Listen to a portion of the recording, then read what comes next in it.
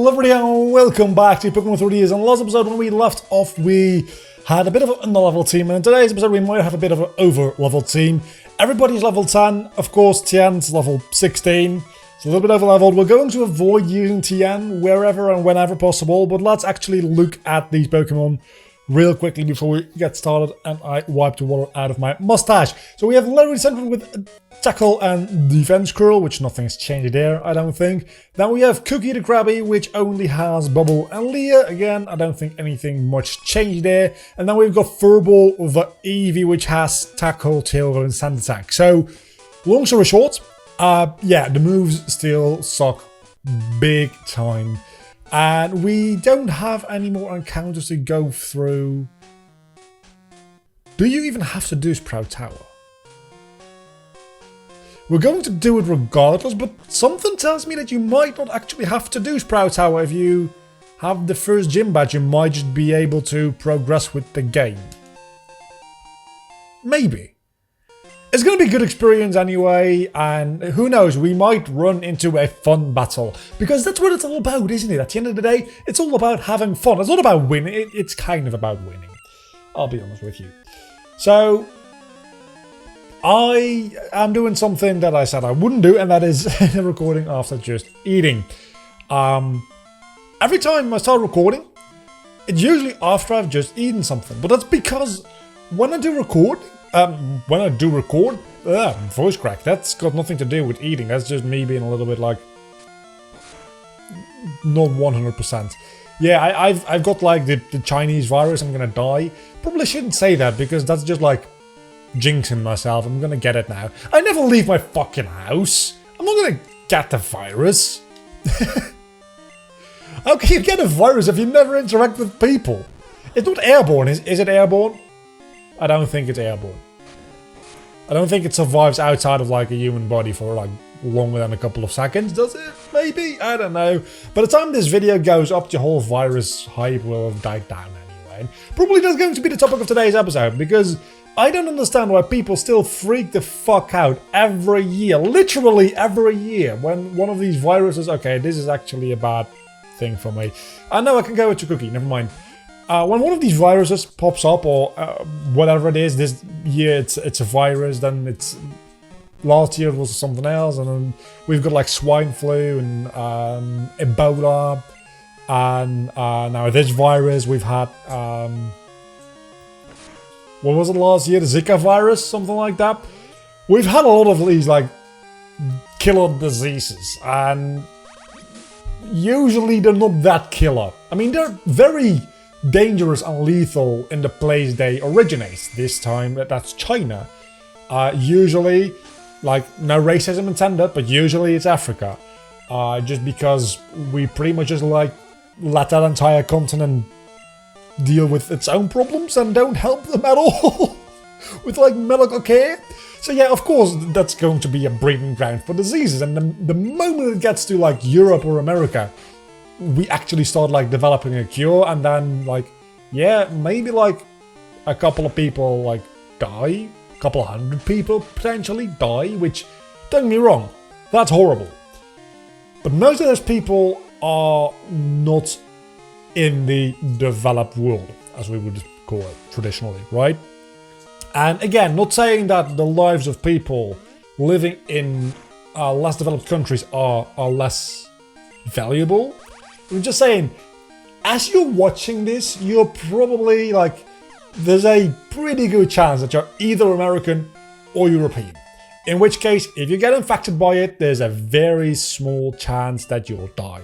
As a matter of fact, there's probably a very small chance that you're going to get infected, because the moment anybody gets infected here, we're going to actually like take care of it, right? And then just eradicate the disease. That being said, I did hear about a case of the Black Plague somewhere in Madagascar over like the last year, which just like goes to show, and in one way it goes to show that these diseases never really go away. Then again, it also goes to show that if this was the 1600s, or I don't know when the Black Plague actually took place, we probably would like have lost at least 10% of the world population in the months that it has been back alive on Earth, right? nobody really even knows that people are suffering from the Black Plague again. So really, I really don't understand. I've been alive for almost 24 years at this point, right?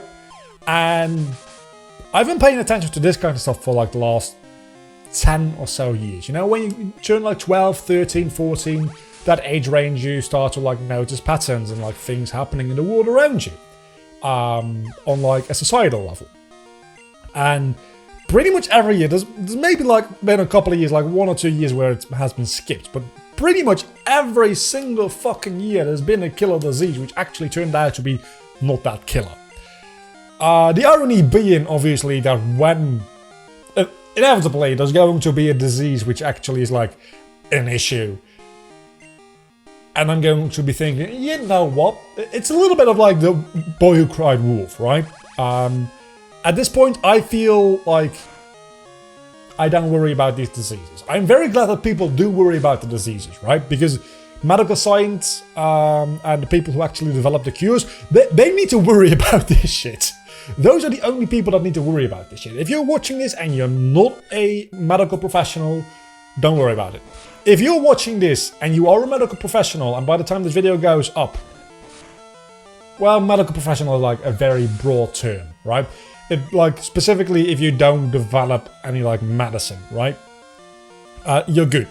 If you are, by any chance, a sizzle, fuck. Sorry, going into tea, cookie. Okay, we're going to cookie for that one, which steel does not actually resist water. I need to remember this. But yeah, if you are somebody who develops like medicine and this whole like epidemic, which not really an epidemic, but let's act for a moment like it is an epidemic.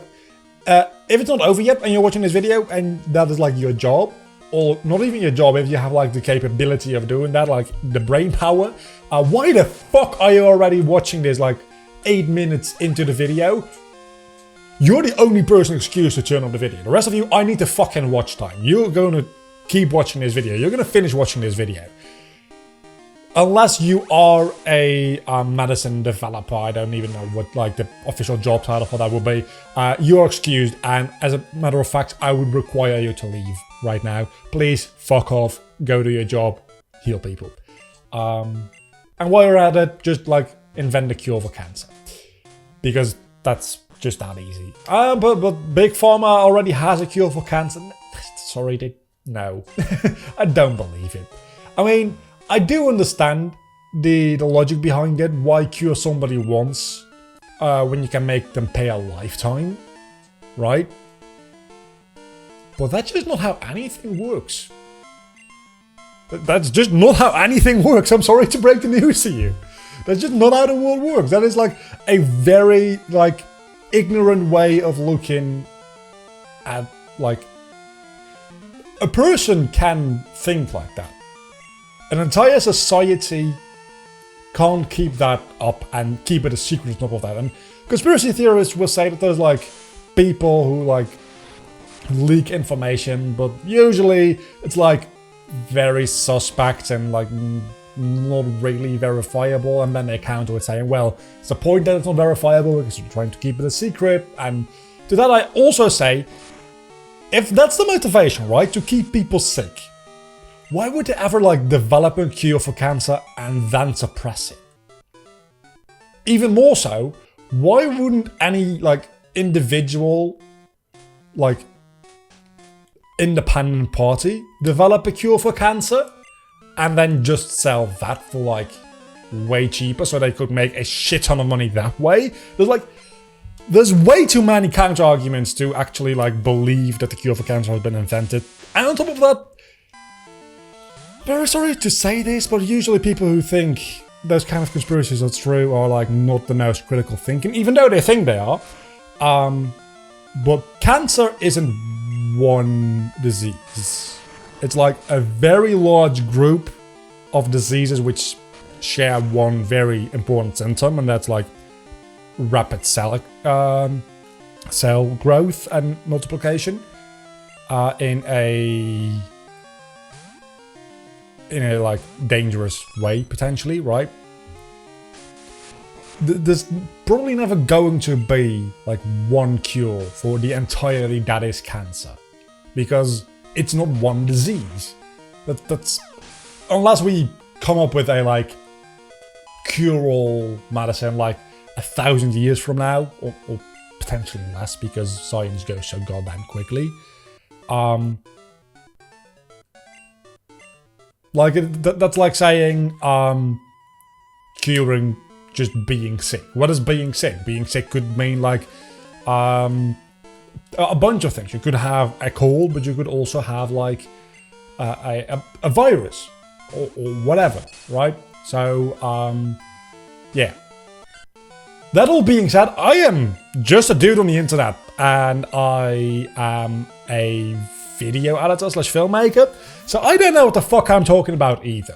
But I think that is the most important like difference between me and conspiracy theorists, is that I like to think about things. I think critically about things, but I also realize that whatever I'm talking about, I probably don't know that much about. I have like a basic understanding and like some trivial knowledge about lots of things. I have a very like wide but shallow pool of knowledge, which like goes very deep when you get into like video technology and stuff, right? I know quite a bit about that, but other than that, I have a very wide but shallow pool of like information which I know stuff about. Meaning I know very little about a lot of things. And from that you can draw your own conclusions. And I think that is how conspiracies get started, because people that don't know anything about a subject, other than like one or two things, start getting like conclusions, and then they build upon those conclusions, and then you get conspiracy theories. I think it's very important that you realize that you don't know anything about something. And it's like the... What's the name for it again? Is it Dunning-Kruger effect? It's the curve where the amount of stuff you think you know about a subject versus the amount of stuff you actually know about a subject. You start very high, because when you don't know stuff about a subject, you don't know how much you don't know.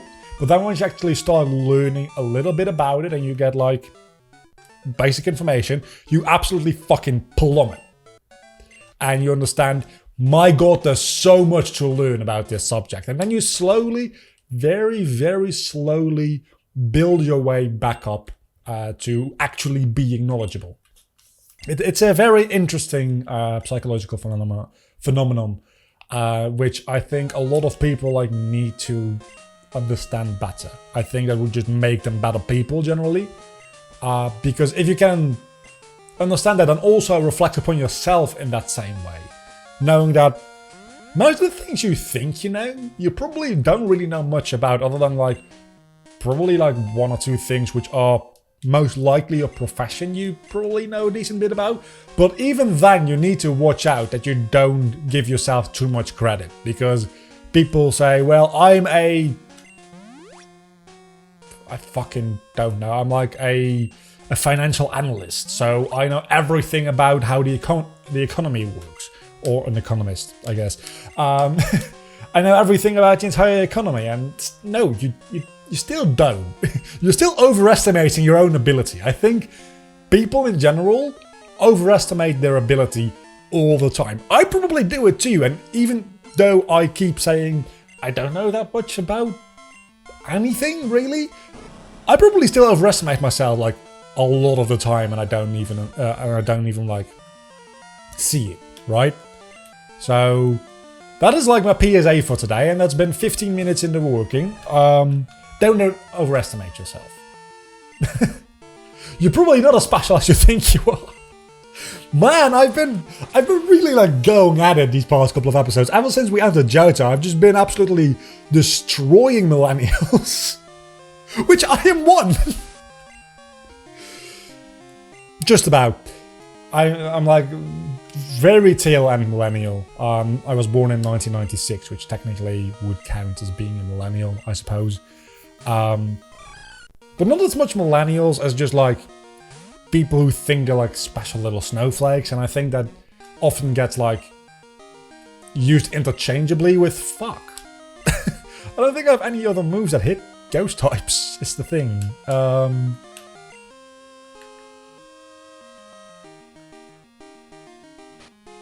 Yeah, I don't. Can I use Mud Slap in battle? No, I can't. I was gonna say, if I can teach you mid-battle, that'd be fantastic.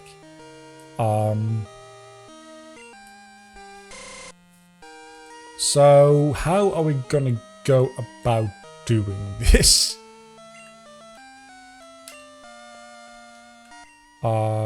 Stats.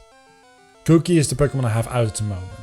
You don't have any more bubbles. I was thinking let's go back to the Pokemon Center to restore PP, not just HP. But then I was like, oh, I don't need that. Spoiler, I could have used that. You don't have anything either, do you? Nope. And then Furball.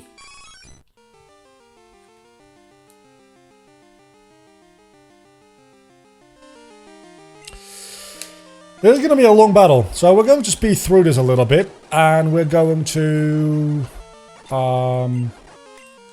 luckily you can lower my PP for Leah by quite a bit, and then when I actually started using Struggle, you have like no defense left whatsoever.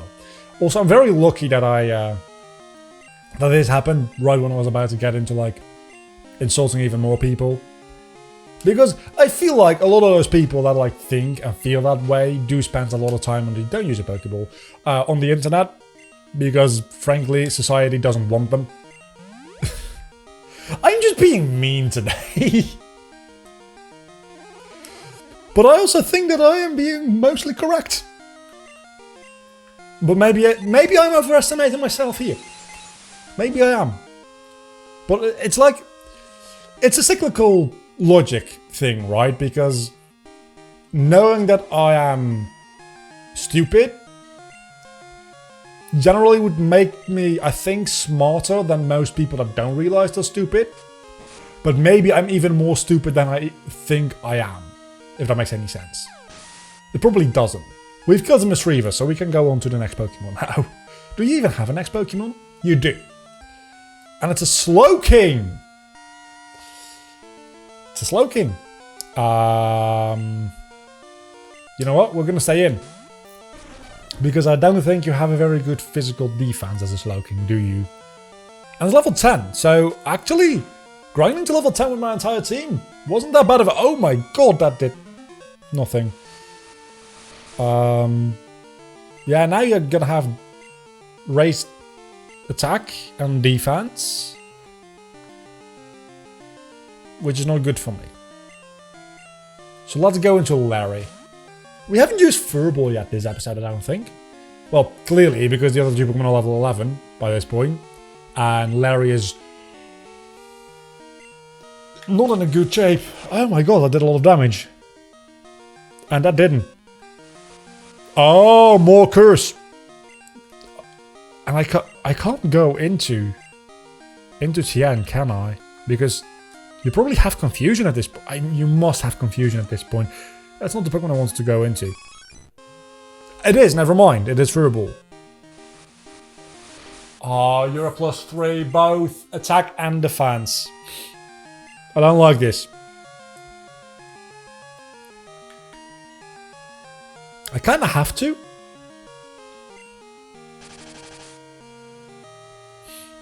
Because I can't let you hit any attacks. I'm gonna go for a second sand attack just because, again... oh my fucking... what? I know what the thumbnail for this episode is going to be anyway. How many times can I sand attack you before it doesn't do anything? Because you're not hitting me. I will not let you hit me. Do you not have any... yeah, you do. You have got tackle. Why aren't you tackling me? I mean, your defense is so fucking high anyway. I'm gonna have to tail whip you a lot as well. Yeah, I don't think you're gonna be able to, like, hit me at all anymore. I don't know what your accuracy is at the moment. It's very low. But your defense is very high. So let's see what tackle does. Probably like literally 1 HP. Let's just speed through this. If you land any hits on me, Furball is dead. But you didn't. You can say what you want there, but Cookie learned Vice Grip. That would have been useful earlier. I think I played that well. I think I played that fairly well. Using the sand attack when necessary, I think that was a good move on my part. And oh, you need to beat Sprout Tower to get Flash, which you won't need until like Kanto. I don't think you need it until Kanto. Victory Road doesn't require you to use it. The cave coming up doesn't require you to use it. Slowpoke Well doesn't require you to use it. I mean, you're never required per se to use it, obviously, because you can just go through a dark cave without using Flash. Dark Tunnel, Rock Tunnel. I always call it Dark Tunnel because it's the dark cave in Kanto. But Rock Tunnel, probably still dark in this generation, I'd assume. So Flash is going to be useful there, but I don't think until then it is going to be useful. Is it like in the Dragon Cave in Blackthorn City? Is that dark anyway? I know there's whirlpool spots which you have to use, but I don't think there's any like Flash spots you have to use. Hear that? I always forget how the map works in Johto. I really like Johto as a region. It's just the first little bit getting out of this like starting area of like first 3 towns is always confuses me. I think you go down here, right? Route 32, and then you can just go down here. Which means, let's check our pack if we have any Pokeballs. We've got 6 Pokeballs, and we've got an encounter here at Route 32, and it is going to be nothing yet. And it is going to be Xatu. You're a Xatu. You're also level 4. Tackle's probably going to take you out. That's a bummer. Let's see, what is your attack stat? You 18? Furball is probably lower than 18, right? I didn't want to switch you in. Well, maybe I did. I just wasn't sure if I wanted to switch you in yet. Stats. Wrong fucking Pokemon. Why don't the Pokemon switch in your party when you like switch them out? I mean, to a certain extent that makes sense, but I think in Gen 1 they did, and then in Gen 3 they do again. They just don't in Gen 2 for whatever fucking reason. It's weird. Okay, so 18 versus 21. So you're definitely stronger, which I do not want. I mean, there's no way in hell that you are weaker. Yeah, 39. Even if it's resisted, that's going to be a lot of damage. I used Tackle with Furball anyway, because I'm stupid. So now Xatu is dead. Xatu is in fact not dead. Wow. So we're going to try to catch the Xatu. And I already know what I'm going to call Xatu, because obviously there's a Xatu in Pokemon Mystery Dungeon, which any excuse to reference Pokemon Mystery Dungeon, I'll take with fuck you. With both hands, because I fucking love Mystery Dungeon, even though it's not Explorers of Sky. He's in Blue and Red Rescue Team, but still, there's a Xatu in there, and it's a fun character. Kind of. Meh. It's so-so. It's not a great character, but it's a character, and it's probably one of the funnier ones, because that's not a main character. You've got like your main character, and you've got Team Alakazam, and you've got Team Mimis. Those were all like considered main characters probably, but then you've got everybody in the Pokemon Square and Xatu and I guess Ninetales is somewhere in between. But I'd classify Ninetales and Xatu in the same tier, just like under main characters, but way above somebody like Lombre in the Pokemon Square, which is just like filler, honestly. So I'm going to call you Blind, because you stare into the sun all day. Which is not even just a Mystery Dungeon reference, that's also just a Pokédex reference. But Blind is out too. Welcome to the team! I'm gonna go back and get some more Pokeballs before going into... I'm so happy that I didn't get a Tentacool, because, again, I already have plenty of water types as it is. So, after catching the next Pokemon, we're gonna have a full team of 6. At which point, I think it's a good time to start looking around at, do we want to switch any Pokemon with the Pokemon we have in the PC? At the moment, I can't afford 99. At the moment, I'd say probably not. I think we're probably fine. Let's look at the team. Well, actually, we have Larry and Furble. But Furble is going to evolve into a type. Definitely not a water type. Probably not the psychic type either, so I don't want Espion. At the moment it looks like probably most likely be Umbreon you're going to evolve into. Which, actually now that we're in Violet City again, might as well go to the Pokemon Center. Which means you don't really have much of like an overlap with Larry. But Larry is also kind of like just a placeholder, because that's just kind of what normal types are. I'm very sorry, normal types are just... Why is there even a normal type? Why? I mean, I understand from the context, especially of Gen 1, when Steel, Dark and Fairy types didn't exist yet. But why is there a normal type? What Pokemon are normal type? Meowth. Meowth could be a Dark type, could be a Fairy type, depending on. But definitely, I mean, he is a Dark type in Alola. It's a Dark type. So, Meowth, Persian, by extension. We already have a Charmander, so we don't need that. We can't even catch it because we already had Zatu, obviously.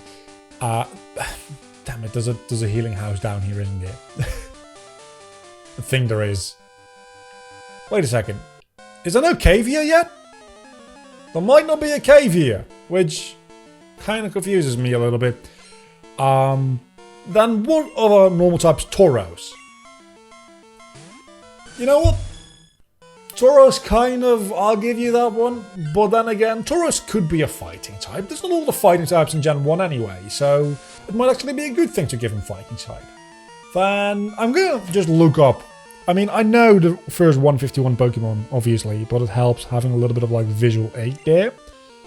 That didn't do any fucking damage, I'm aware. Pokemon Gen 1. I'm looking up a picture here. Not just a listing, just literally a picture with the sprites of the first generation. I guess Tien. Let's see, we have... oh my god, this is a picture of all the Generation 1. If I don't forget, I'm going to put it on screen for a moment. It's a picture of Generation 1. All the Pokemon. But they all have like the Ditto smiley face. Anyway, so we have the birds, which could just be flying types. Rattata and Raticate, again, could be dark types in a more modern setting. I know they weren't, that wasn't a type in Gen 1 yet, but... then we've got Spearow and Fearow, same with the Pidgeline. Then we've got... well, Clefairy, Clefable, Jigglypuff, Wigglytuff. Those are now fairy types. Why did I send you in against a flying type, exactly? We thought that was going to be a good idea. Especially when I'm not paying attention. Then we have Doduo, Dodrio. Again, flying types, which they already are. Just remove the normal type. Lickitung. I'll give you Lickitung. Lickitung is a weird dude. So, definitely not normal type. If he's a weird dude. He's weird type. Then we've got Chansey. Which, fairy type kind of works, but I can see why normal makes more sense there than fairy. But, again, we probably won't have a lot of Pokemon left here. I would like to have this tasty and nutritious Slowpoke tail right now for only $1,000,000 Pokédollars. No, I don't want that. So let's go into the Pokemon Center and then go back to my listing here. So far we have Lickitung and Chansey for normal type. But honestly, Chansey could be fairy type. Lickitung I don't have a good alternative for, because I don't think Lickitung should be fairy type, even though it's pink. Just because it's pink, it shouldn't just be fairy type just because of its color. Tauros, we already mentioned, that is... that's a potential fighting type. Eevee... Okay, Eevee, there you have a good point. Because Eevee's whole gimmick is it's a normal type and then it evolves into another typing. So, normal typing for Eevee, you can't really mess with that. But that really leaves only Lickitung and Eevee that require the normal typing. And just for like the gimmick of having Eevee, I'd say that's kind of worth it. And again, honestly, I'd say if it were just Lickitung, just remove the Pokemon, because who gives a shit about Lickitung? But for Eevee, yeah. No, I have changed my mind. I've changed my mind. Normal type is acceptable because of Eevee. Is it acceptable any other Pokemon? No. No, it's not. But Eevee gets a pass.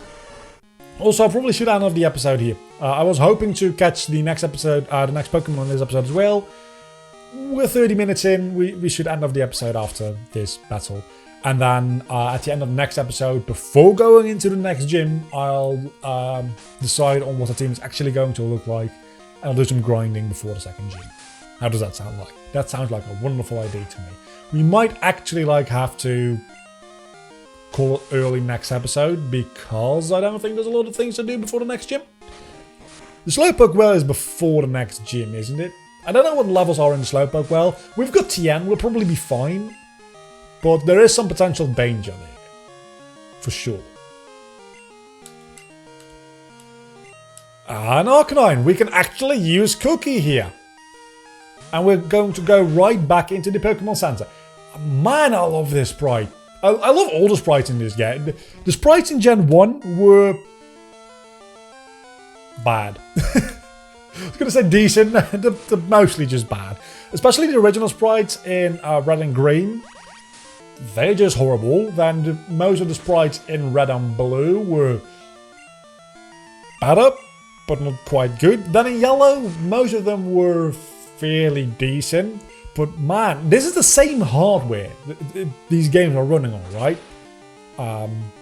That's not true. This is Crystal. Crystal exclusively ran on the Game Boy Color, which is technically a more powerful console, but mostly because it had a color screen. So, other than that, it's mostly the same hardware and the same engine. It's just,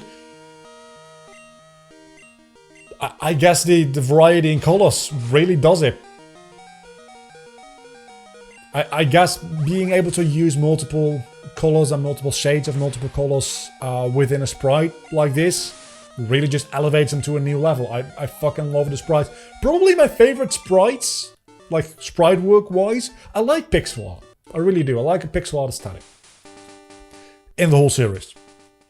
It got a little bit like...